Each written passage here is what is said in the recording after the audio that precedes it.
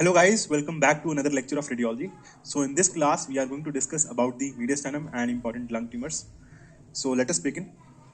So guys, first of all, let us discuss what is the most common mediastinal mass that is present. So it is your thymoma. And most common anterior mediastinal mass is again your thymoma. Most common mediastinal mass, it is your lymph nodal mass or lymphoma. If we talk about the most common mediastinal mass in children, it is the foregut duplication cyst. And most common posterior mediastinal mass, it is your neurogenic tumor. Now let us discuss how do we classify the mediastinum into anterior, middle and posterior. So first of all, what we will do, we will draw a line that is traveling along the anterior border of a trachea. Mark my words very carefully, anterior border of trachea and along the posterior border of the heart. So this is the first line that you draw. Then after that, what do? You will draw another line that is 1 centimeter posterior to the anterior vertebral border. So what happens? All the structures which are lying anterior to this red line, they will form your anterior mediastinal structures. The structures lying between the red and the blue line, they will form the middle mediastinal structures, and the structures lying posterior to the blue line, it will be your posterior mediastinal structures. And what are the anterior mediastinal structures? You will have heart, which will be your anterior mediastinum, part of the anterior mediastinum. Thymus will be part of the anterior mediastinum. Lymph nodes will be there in the anterior mediastinum, right? So talking about the middle mediastinum, I told you we will draw a line and anterior to the anterior border of trachea, okay, along the anterior border of trachea. So you will see that trachea, it will lie in the middle mediastinum. Esophagus, it will lie in the middle mediastinum, right? Part of aorta will lie in the middle as well as posterior mediastinum. But talking about the posterior mediastinum, the structures which will lie in the posterior mediastinum will be your nerves, spinal nerves. You will have sympathetic chain and parasympathetic ganglion. All these things will lie in the posterior mediastinum. So if the structures are clear to us, what are the structures lying in the anterior mediastinum, knowing the masses which are going to arise from all of them is very easy. So talking about the anterior mediastinal masses. But before we talk about the anterior mediastinal masses, let me discuss with you a very important sign, that is the hilum overlay sign. So what does this sign says? It is doing two things. First, it is used to differentiate between cardiomegaly and anterior mediastinal mass and anterior mediastinal mass. The second it does is differentiates between anterior and middle mediastinal mass.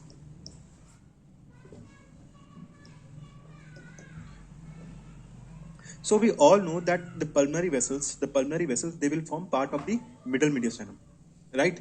So whenever there is an anterior mediastinal mass like this, many of you can get confused whether it is due to a mediastinal mass or whether it is due to the increase in the heart size. So just remember, if hilar vessels can be seen through the mass, like in this case, if hilar vessels are seen through the mass, it means that the mass is lying anterior to the hilar vessels. It is not lying not adjacent to the hilar vessels. The concept of differential radiopacity, right? So radio density. So if both the structures, they were lying adjacent to each other, then your hilar vessels would have got obscured.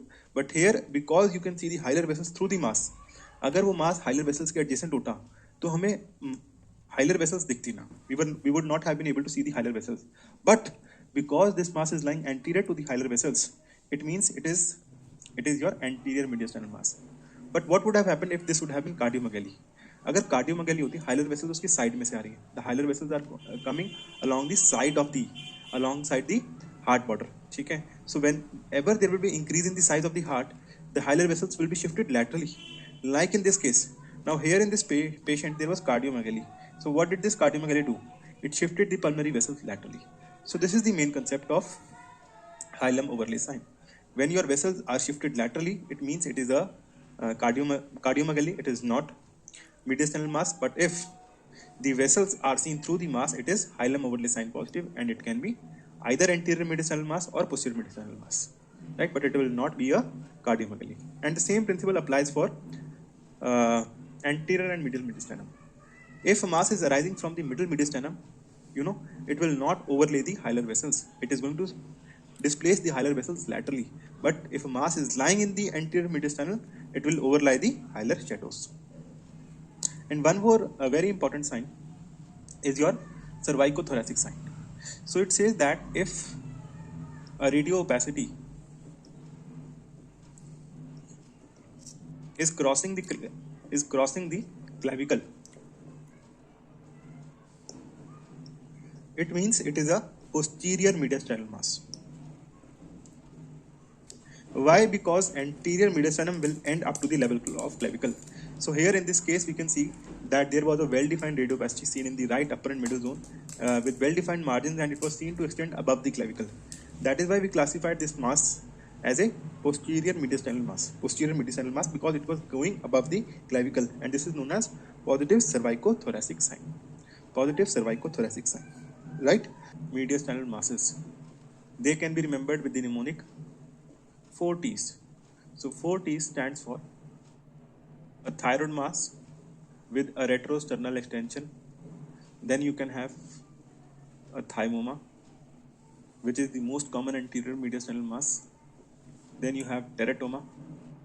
In this teratoma, remember, you can see fat attenuation contents within it. Fat attenuation contents and calcific contents within it can be seen. And the fourth is terrible lymphoma. So these are the important anterior mediastinal masses that you guys should be aware of. And the most common is thymoma. So guys, if you will see in this case that there is a homogeneously enhancing lesion seen in the anterior mediastinum.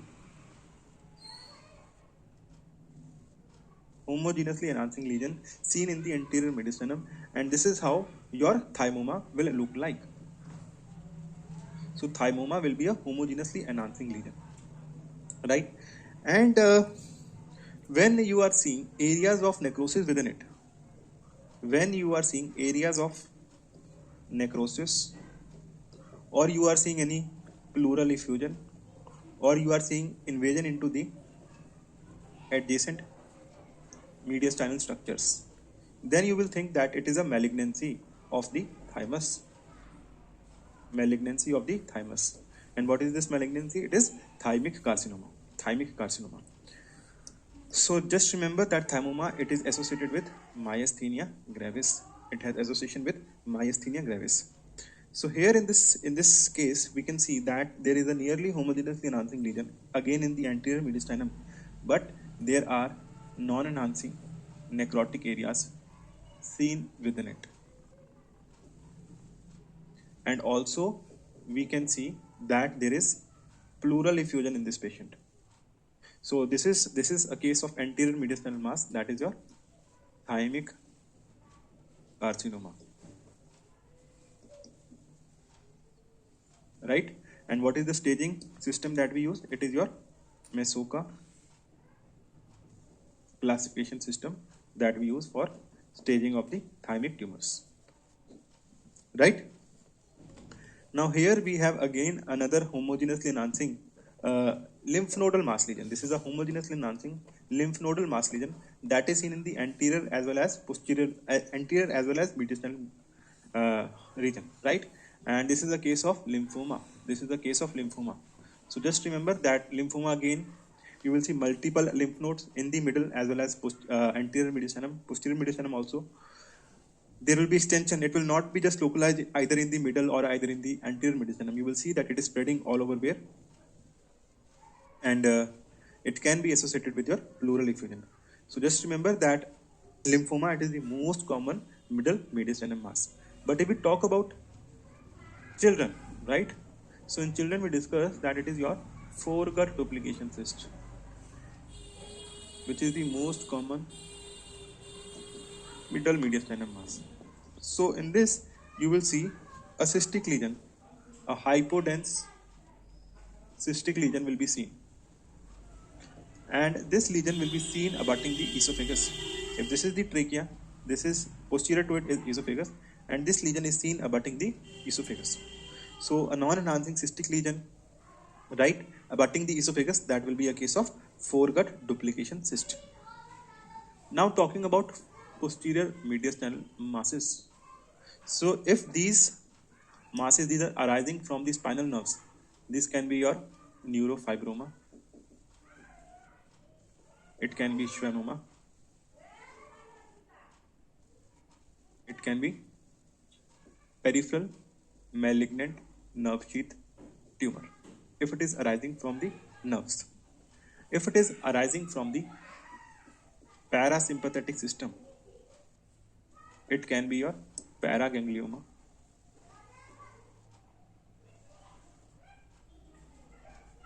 and if it is arising from the sympathetic system, it can be your neuroblastoma, which is common in children less than 5 years of age.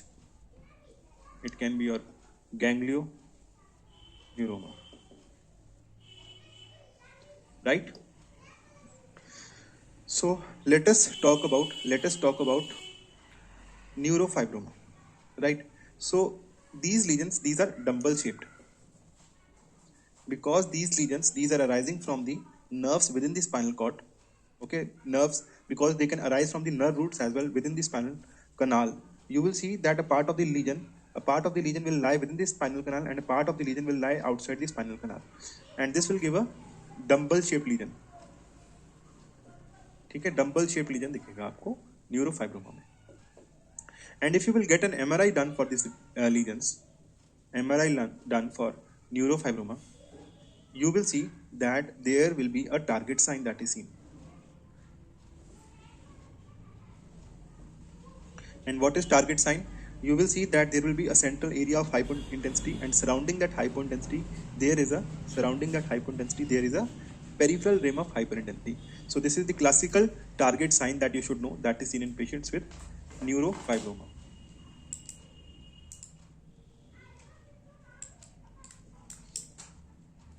And the third image that I'm showing you in this case, it is a case of avidly enhancing lesion. Okay, this is not in the mediastinum, but it is seen in the neck.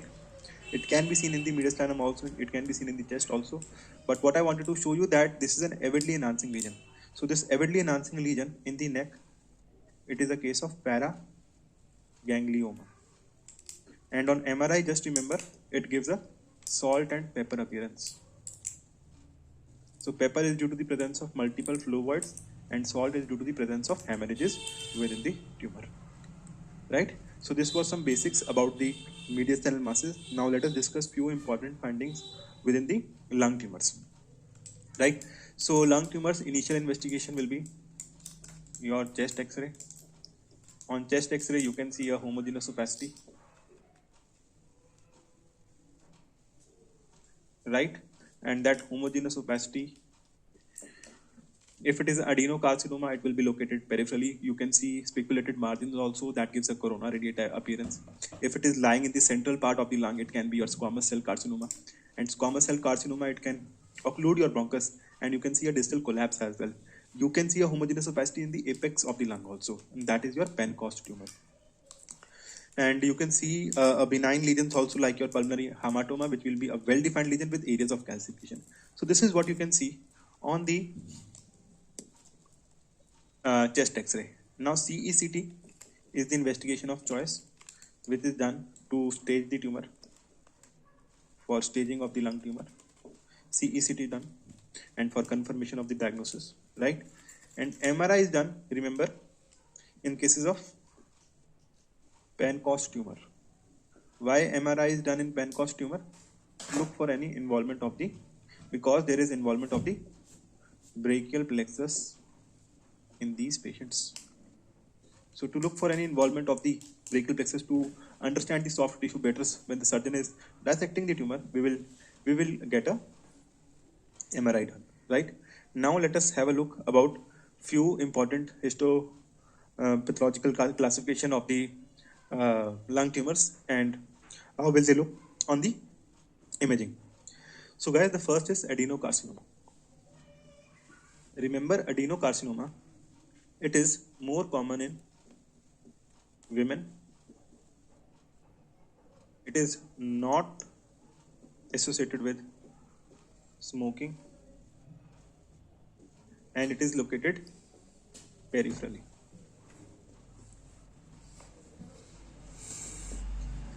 Right, so here you can see that there is a homogeneous opacity in the left upper lobe. Okay, you can see spiculated margins as well, and this lesion is located in the periphery of the lung. Periphery of the lung. You get a biopsy done for these patients, you will find it comes out to be a adenocarcinoma. Adenocarcinoma. Right. Now talking about the second case, that is your squamous cell carcinoma of lung. So it is associated with smoking. It is very commonly associated with smoking, and the lesions are located in central location.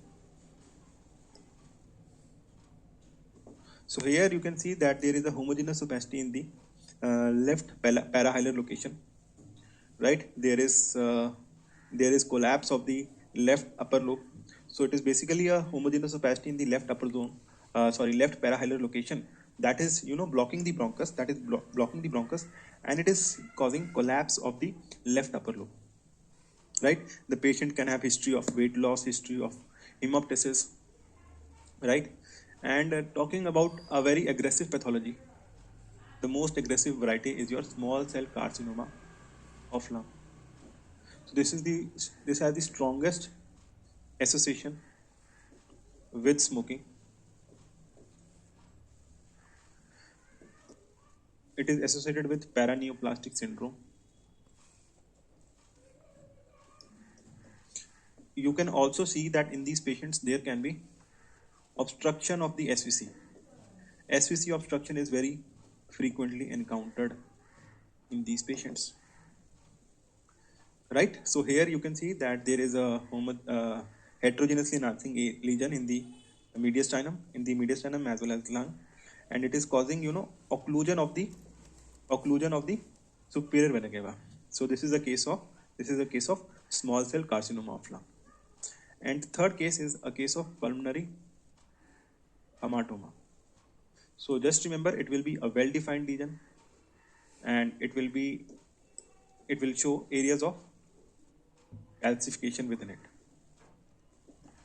And these areas of calcification refer to the popcorn appearance of this pulmonary hematoma. Popcorn appearance of this pulmonary hematoma. And this is associated with one very important triad, that is known as Carney's triad. In Carney's triad, you will see that there will be GIST present in the abdomen, there will be paragangliomas, and third, there will be pulmonary hematomas.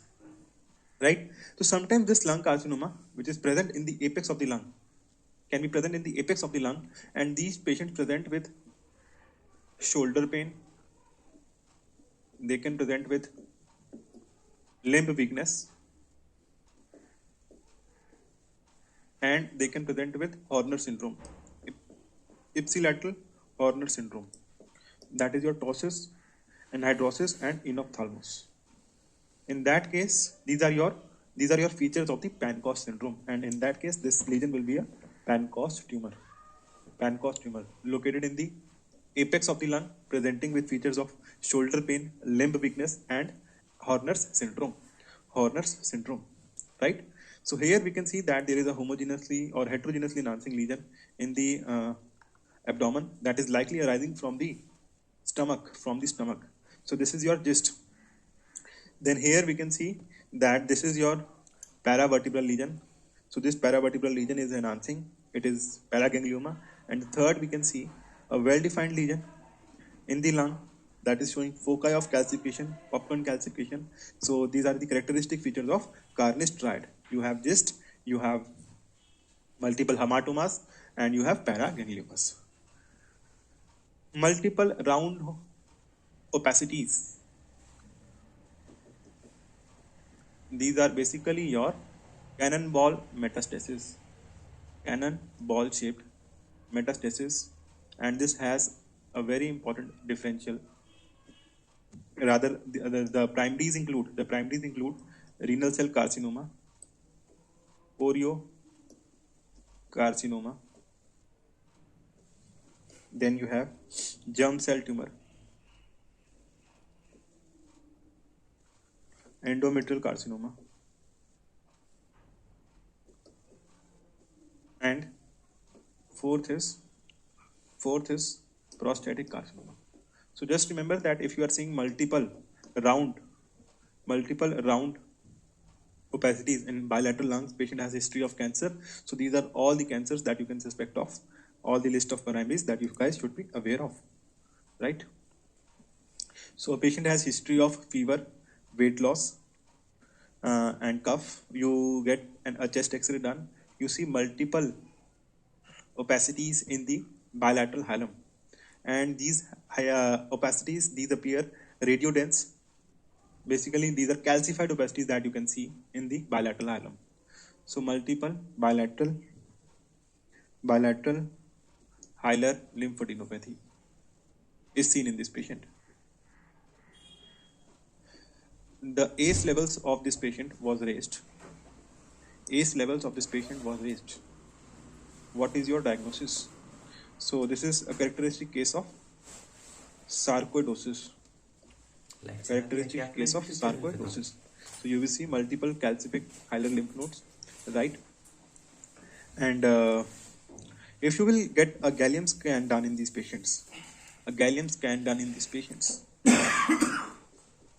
you will see increased uptake in the lacrimal glands, increased uptake in the parotid glands, and normal uptake in the nasopharyngeal mucosa.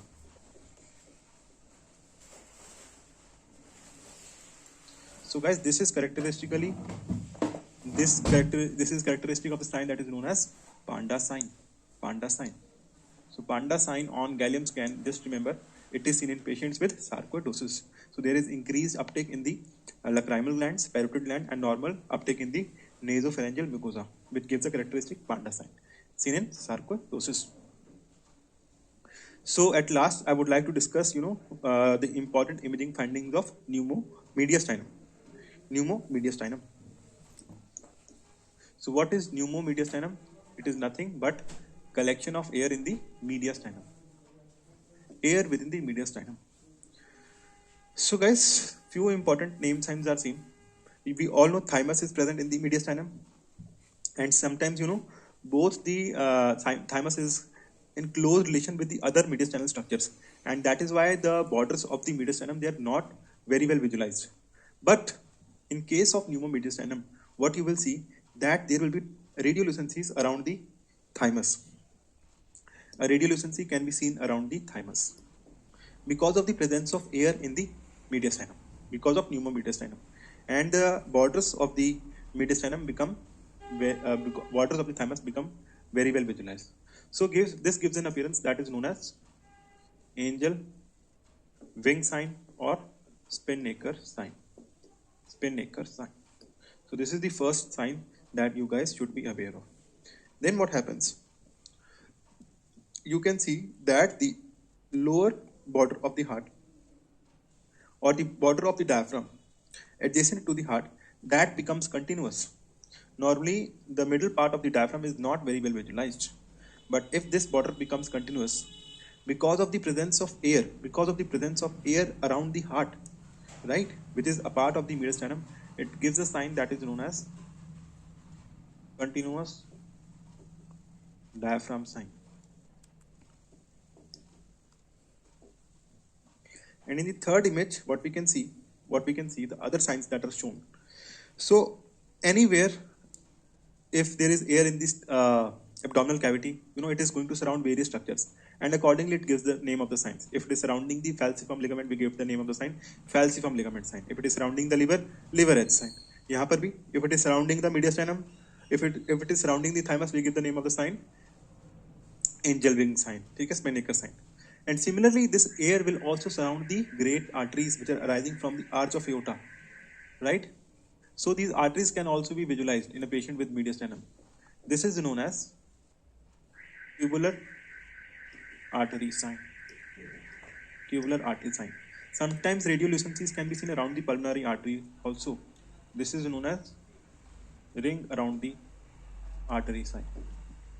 Many times what can happen, we can see a V-shaped radiolucency around the esophagus, which is known as Nacclerio V sign, which is formed by a radiolucency around the descending aorta and your diaphragm. So this gives a V-shaped appearance, which is known as your Nacclerio V sign. The mediastinal masses like your thymoma, thymic carcinoma. We have discussed about the lymphoma, a foregut duplication cyst, target sign that is seen in neurofibroma. Then your lung tumors, we discussed about the important imaging findings of Pancoast tumor, right? What were the clinical complaints of small cell carcinoma? And at last, we discussed about the important imaging features of pneumomediastinum, right? So guys, I hope this lecture will be